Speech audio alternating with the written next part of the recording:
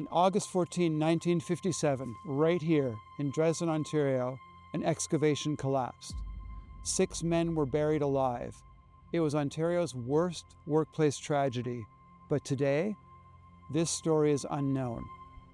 I was 13 years old in 1957 when the accident at Dresden happened, wherein my brother and father were killed.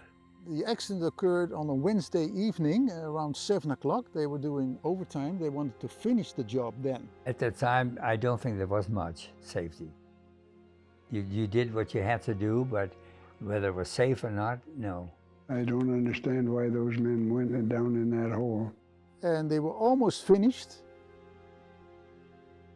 Then suddenly the whole pit collapsed. Every radio station had a bulletin out that a group of men had been buried alive.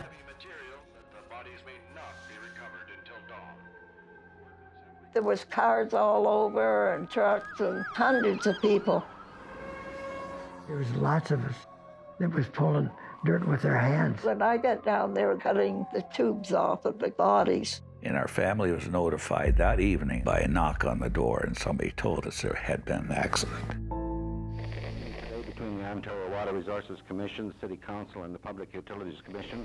The first places that got the attention from the Ontario Water Resources Commission, Essex County, St. Thomas, and interestingly, attention on Dresden.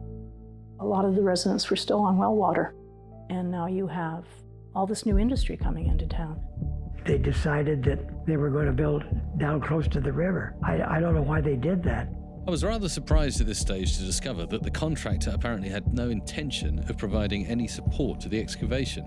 Dad felt that the banks of the river couldn't sustain the weight of a structure being placed there. From the top of the road all the way down the riverbank to the river's edge, it was a long way down. I actually do recall my brother saying he was not looking forward to going back down in that hole. They knew they were taking a risk, but their family came first. We were immigrants, and we had to make a living. You took any job you could get. Dutch had nothing in Holland.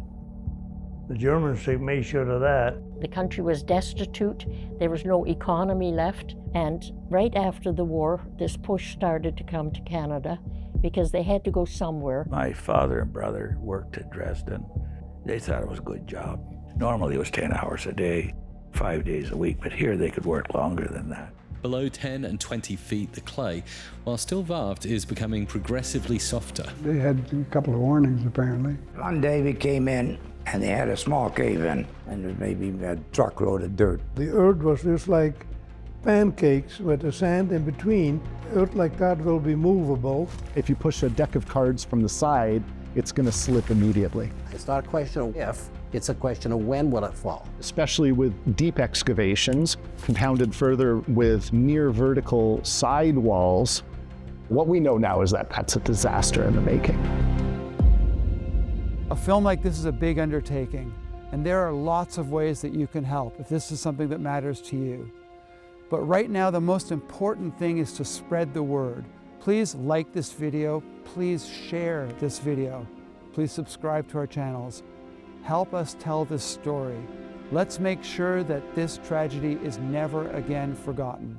Trench collapses are still, unfortunately, fairly common. Those stories of the impacts on the families never go away. It changed my mother forever. For the average worker, if you or I die on the project, except for our families, nobody remembers after a month or two, and that's wrong. His life should have been valued more than it was.